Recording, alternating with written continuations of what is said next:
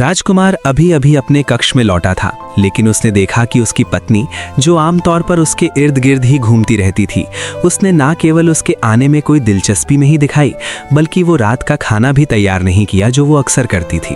उसने राजकुमार से कहा कि वो खुद रसोई में जाकर व्यवस्था कर ले, और इतना बोलने के बाद वो बिस्तर पर गिर गई। उसे अपने प्रति इतना अजीब व्यवहार करते देख राजकुमार पूरी तरह भ्रमित था। अगले दिन वो महिला और भी आगे बढ़ गई और घर के बही खाते बाहर ले आई और कहा कि अब वो इन मामलों का प्रबंधन नहीं करेगी, जिसे बोलकर वो पूरी शांति और संयम के साथ मुड़कर चली गई।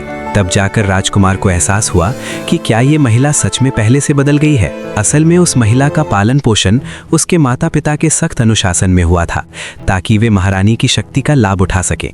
उन्होंने उसे एक मोहरे के रूप में महारानी की सेवा में भेजा था, और महारानी ने उसके सौम्य स्वभाव को देखते हुए उसकी शादी राजकुमार से अपनी जासूस बनाकर कर दी थी। शादी के बाद उस महिला ने राजकुमार का बहुत ख्याल रखा, लेकिन राजकुमार ने कभी उसे मुड़कर नहीं देखा, जब तक कि कुछ दिन पहले वैद्य ने उसे ये नहीं बताया कि उसके पास जीवित रहने के लिए केवल 3 महीने बचे हैं। ये सोचकर कि उसका जीवन समाप्त होने वाला है, उसने फैसला किया कि वो अब पूरी तरह खुलकर जिएगी।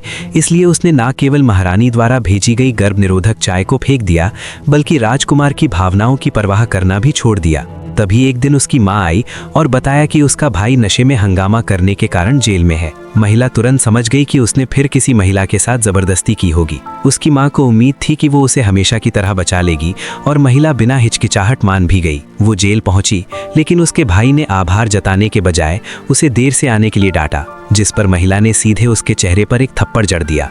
उसके दबंग भाई ने आज तक ऐसा अपमान नहीं सहा था। उसने उसे मारने की कोशिश की, लेकिन वो उसका मुकाबला नहीं कर पाया, क्योंकि महिला ने अतीत में केवल सहना चुना था, पर वो कमजोर नहीं थी। उसने अपने भाई के पिछले वर्षों के सभी अपराधों के दस्तावेज तैयार किए और पहरेदारों को सौंप दिए। उसके भाई ने चिल्लाकर कहा कि पिता उसे कभी माफ नहीं करेंगे, पर महिला ने सोचा कि पिता ने उसे हमेशा केवल अपने बेटे की तरक्की की सीढ़ी माना है, इसलिए उसने तलवार निकालकर भाई के गले पर रख दी। वो उसे वहीं खत्म करना चाहती थी, लेकिन अंत में उसने केवल अपनी आस्तीन काटी और घोषणा की कि वो अपने परिवार से सारे रिश्ते तोड़ रही है।